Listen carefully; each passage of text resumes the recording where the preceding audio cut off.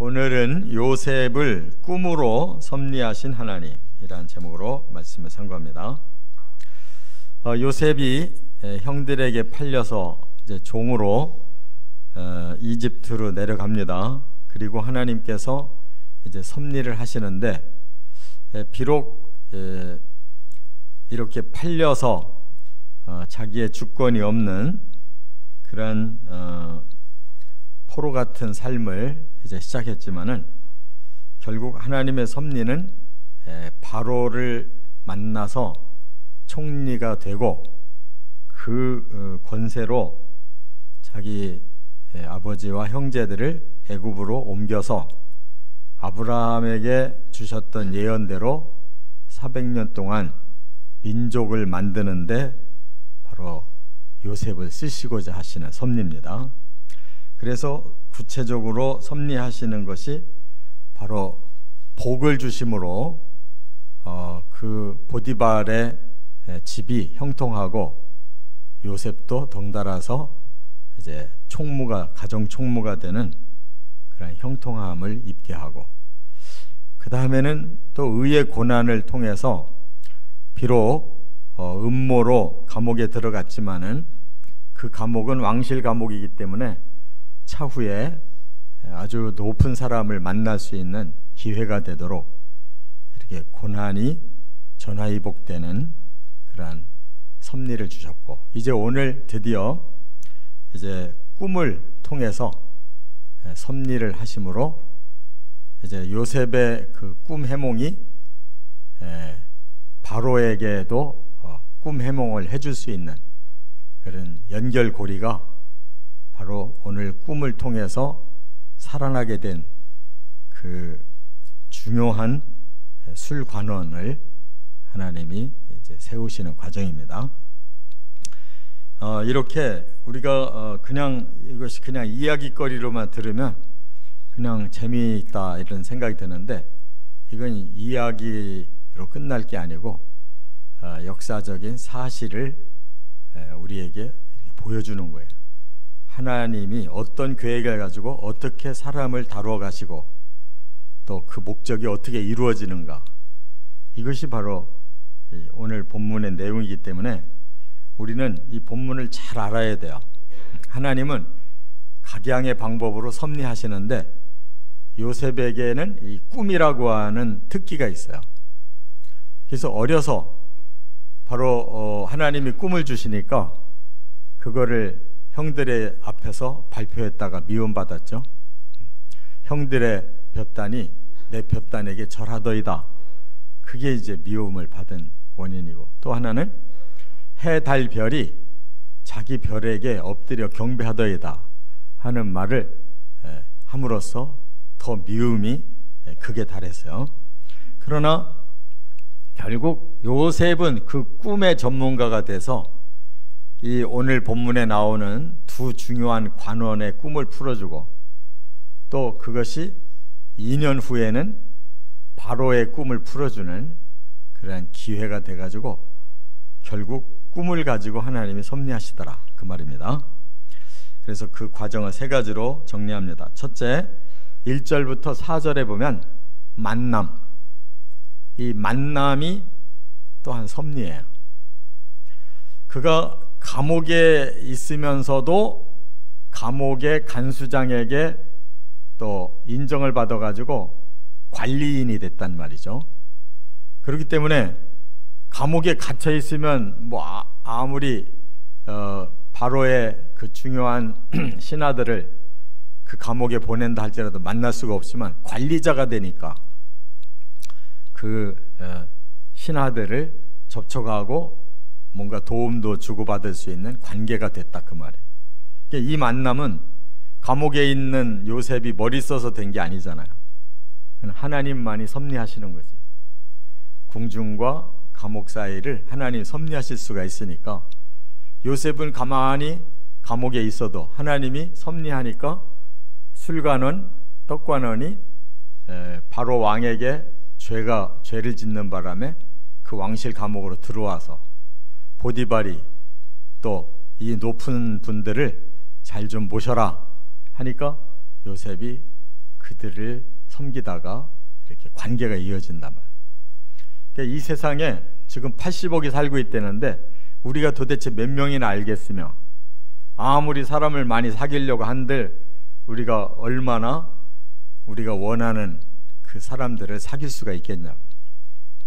불가능한 거예요. 저와 여러분들이 어쩌다가 이렇게 만났냐고. 여러분들이 노력을 해서 저를 만났어요. 제가 여러분들을 노력을 해서 만났어요. 이게 전적으로 하나님의 섭리인데 이걸 몰라. 사람들이 왜 만나는지를 모르고 그냥 서로 간에 자기 이익을 위해서 막 싸우고, 이게 보통 인연이 아닌데 천국 갈 수 있는 인연을 만들어서 제가 설교할 수 있고 여러분들이 듣고 깨닫고 함께 천국을 가야 되는데, 이 사소한 사람의 생각 가지고 이렇게 살면 이 귀한 인연이 다 헛된 것이 되잖아요. 꼭 정신 차리고 저도 최선을 다해서 하나님 말씀을 찾아서 전하고 여러분도 최선을 다해서 말씀을 깨닫고 실천해야 이 만남이 하나님의 목적대로 갈 줄 믿습니다. 그래서 하나님께서 이제는 감옥에 먼저 보낸 이 요셉을 다 준비시켜 놓은 거예요. 어려서부터 꿈의 전문가가 됐고 이제 노예 생활을 하면서 인생의 쓴맛을 다 봤고, 그리고 워낙 성실하니까 하나님이 축복하니까 또 사람들이 그 복받은 사람을 알아보는 보디발 같이 이렇게 또 높은 총무로도 세워주고, 또 그 아내는 너무 아주 복에 겨워가지고 이렇게 음란한 짓 하려고 하다가 요셉을 구렁텅이에 집어넣었어도 간수장이 또 알아보고 또 세워놓잖아요. 그러니까 사람 관계는 하나님이 주시는 것인데 우리가 정도를 가면 좋은 사람은 우리를 키워주고 나쁜 사람은 우리를 해치려 할지라도 그게 다 섭리라 그 말이에요. 다 받아들이시길 바랍니다. 그래서 오늘 본문에 드디어 왕의 가장 중요한 측근, 그 술관원과 떡관원, 그러면 지금으로 말하면은 청와대에 그 대통령을 위해서 음식 해주는 사람들인데 그 시대는 그런 사람들이 최고 높은 사람이에요. 왜냐하면 생명을 다루는 사람이기 때문에 그런 사람들이 마음 잘못 먹으면 왕도 죽이는 거예요. 그러니까 왕은 가장 믿을 수 있는 측근들이 그런 사람이라. 그들 중에도 범죄 사건이 일어나가지고 일단 두 사람이 들어왔단 말이에요. 요셉이 그들을 만나리라는 것을 어떻게 하냐고. 지금은 감옥에서 만나지만 나중에 궁중에서 만나게 될 때 바로 요셉이 바로의 꿈을 해결해 줘가지고 총리가 되고 이런 미래가 펼쳐질 줄 어떻게 알았냐고. 그러니까 요셉은 변함없이 자기의 삶에 최선을 다하고 하나님 중심으로 철저히 복이든 고난이든 어떤 것들 다 하나님 안에서 다 소화하고 있으니까 이렇게 큰 역사가 일어날 수가 있잖아요. 그릇이 돼야 사람을 쓰는 거예요. 그릇이 된 사람에게 좋은 사람을 하나님 붙여주시면 거기서 놀라운 결실이 생기는 거예요. 할렐루야. 항상 그런 마음 가지고 사람 만나야 되는 거예요. 두 번째, 5절부터 11절, 16절, 17절에 보면 이제 꿈으로 섭리하셨다는 거예요. 꿈으로. 요셉에게 왜 어려서부터 이렇게 형들의 볏집단이 자기에게 자기 볏집단에 절하고 해달별이 자기 별에게 절했다라는 꿈을 하나님 주셨을까요? 그 개꿈이 아니고 이게 진짜 계시인 거예요. 계시. 그 시대의 계시는 바로 꿈을 가지고 미래를 하나님께서 그 꿈 이야기를 계시로 보여주신 거란 말이에요. 그래서 어려서 아무것도 모르고 그 신비한 꿈을 꾼 거를 얘기해 줬더니 그게 미움이 되고, 그 꿈이 마지막에 바로의 꿈을 풀어줬더니 그가 총리가 되잖아요. 미움을 받았기 때문에 가나안을 떠나서 이집트로 간 거잖아요. 이집트에서 감옥 생활까지 하고 나니까 바로의 그 기근, 7년 기근의 그 꿈을 풀어줘가지고 총리가 돼서 모든 형제 자매를 구원하고 그 시대 이집트와 모든 사람들을 구원하는 위대한 인물이 되잖아요. 그게 바로 계시래, 계시. 그냥 간단한 꿈 얘기가 아니고, 이와 같이 하나님은 그 시대의 꿈이라고 하는 계시를 가지고 이렇게 요셉을 계속 엮어서 꿈 가지고 다 인생이 펼쳐지게 만드셨단 말이에요. 이처럼 우리는 하나님의 말씀 속에서 바로 이러한 계시를 깨닫고 순종해 가는 사람이 결국 천국까지 가는 거예요. 뭐 이 땅에서 뭘 내놓으라고 뭐 이름도 높이고 뭐 돈도 벌고 뭐 별별 일 다 한다 할지라도 이 계시와 관계없는 사람들은 다 여기서 끝나는 거예요, 인생이. 근데 하나님의 이 말씀 속에 들어있는, 때로는 꿈을 통해서, 때로는 형통한 복을 통해서, 때로는 또 이와 같이 만남을 통해서 계속 하나님의 이 계시 속에서 끝까지 따라가면 바로 그에게는 그 아름다운 열매를 얻을 수 있다, 그 말입니다. 그렇기 때문에 이제 두 관원에게 하나님이 꿈을 꾸게 하셔요. 그 꿈도 개꿈이 아니고 그들의 운명을 미리 보여주는 꿈이었단 말이에요. 그래서 떡관원이 하루는 꿈을 꿨는데 술관원이 하루는 꿈을 꿨는데 그 포도나무 세 가지가 보이고 거기서 이제 그 활짝 꽃이 펴가지고 포도가 맺은 거예요. 그러니까 그 잘 익은 포도를 따서 거기서 포도주를 만들어 가지고 왕에게 드렸더니 드시더라, 이 말이에요. 그런데 이 꿈이 뭔지를 해석을 못하는 거예요. 왜? 영감이 없으니까. 이게 좋은 건지 나쁜 건지. 그래서 얼굴빛이 근심스러운데 요셉이 섬기다가 딱 보고 캐치를 한 거예요. 뭐가 문제가 있냐? 그러니까 내 꿈이 이러이러하다 하니까 세 가지는 3일 후를 말하는 거다. 3일 후에 당신은 본래 술관원인데 바로 그 일을 왕에게 할 수 있는 기회가 올 거다.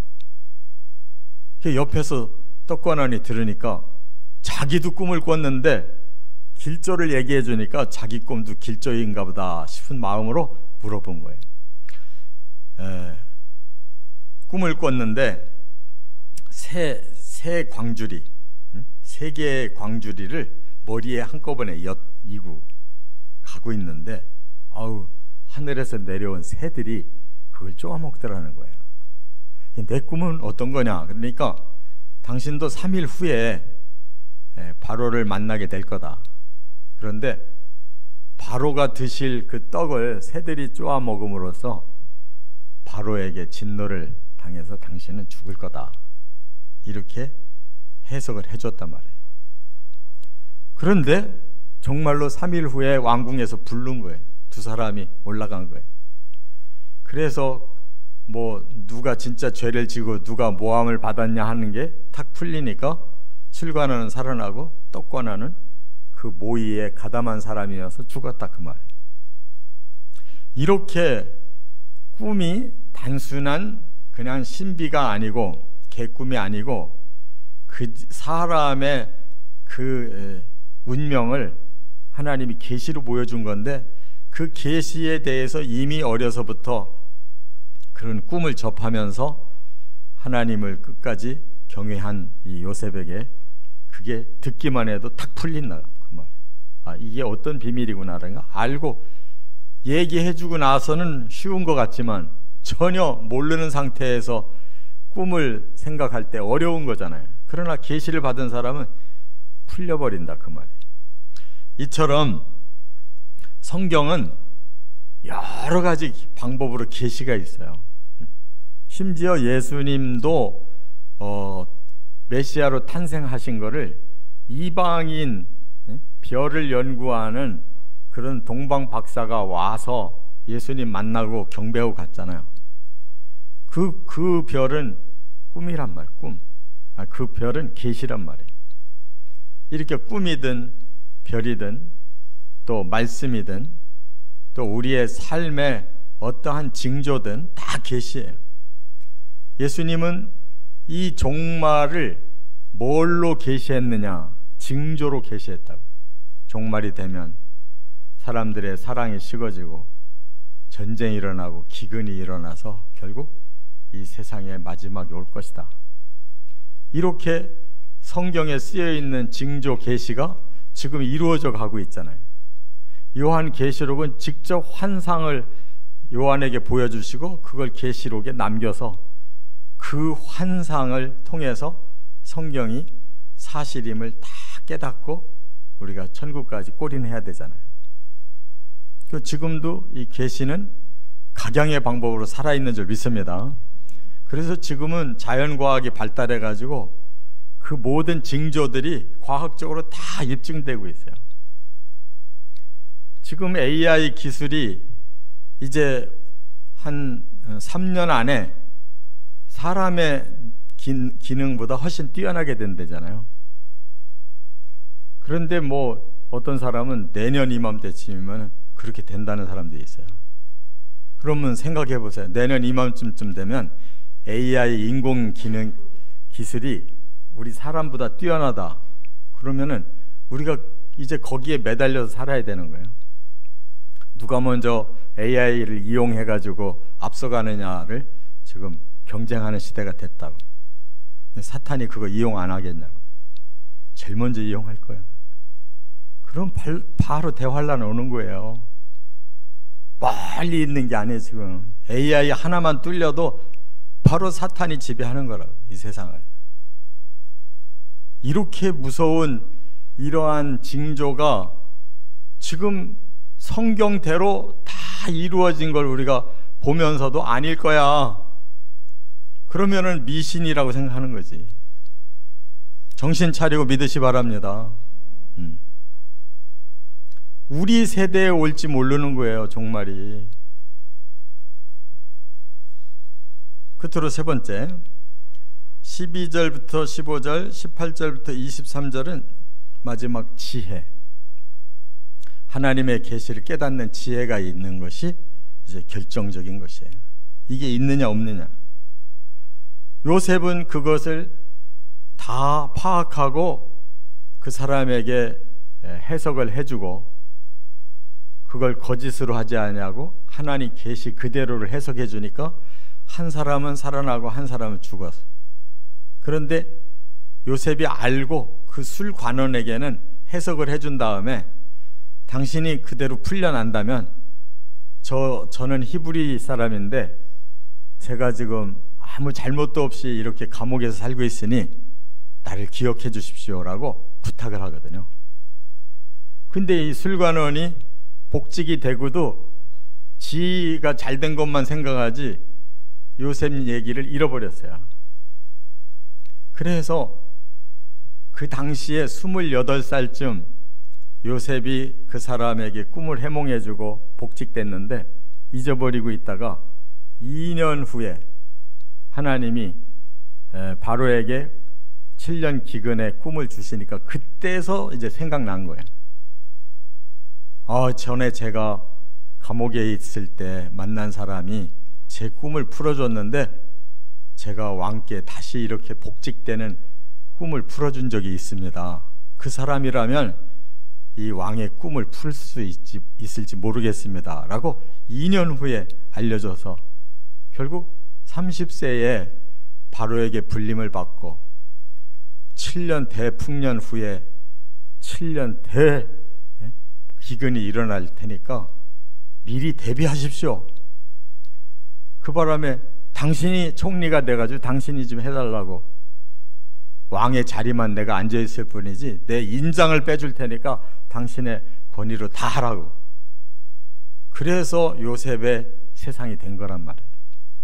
꿈의 계시가 통하는 사람에게 세상은 끌려가기 마련이잖아요. 저나 여러분이나 시시해보여도 하나님의 비밀을 말씀을 알고 전하고 배워서 그 길을 예비해 가는 사람이 진짜 현명한 사람 아니에요? 여기에 서 있다고 시시합니까? 대통령 궁에만 있어야지 대단한 사람이에요. 영이 막힌 사람은 아무리 대단한 장소에 있어도 어느 날 꺾어질지 모르는 거예요. 어느 날 지옥 갈지 모르는 거예요. 시시한 강단에 있는 것 같아도 하나님의 진리를 알고 그 계시를 전해서 그 말씀대로 믿고 가는 사람이 천국까지 가는 거란 말이에요. 믿으십니까? 시시한 사람들이 아닌 거예요. 하나님을 믿고 하나님의 계시를 믿는다면 이렇게 우리는 엄청난 하나님의 그 계시의 지혜를 받은 사람들이고, 그것이 엄청난 우리들의 미래를 만들어내는 무기란 말이에요. 그래서 이렇게 요셉은 그 생애가 하나님 앞에서 사명이 바로 세상을 구원하고 너의 족속을 구원해서 하나님의 아브라함에게 주신 언약이 성취되는 일에 한 자락을 이렇게 감당하는 사명을 감당하게 됐다는 거예요. 저나 여러분이나 중요한 거는 성경은 이거는 보통 책이 아니다. 이건 하나님의 진리다. 비밀의 계시다. 이거 확실히 100% 믿고 그 계시의 마지막 관문 천국까지 다 풀고 거기에 참여하는 저와 여러분 되시기를 주의 이름으로 축원합니다.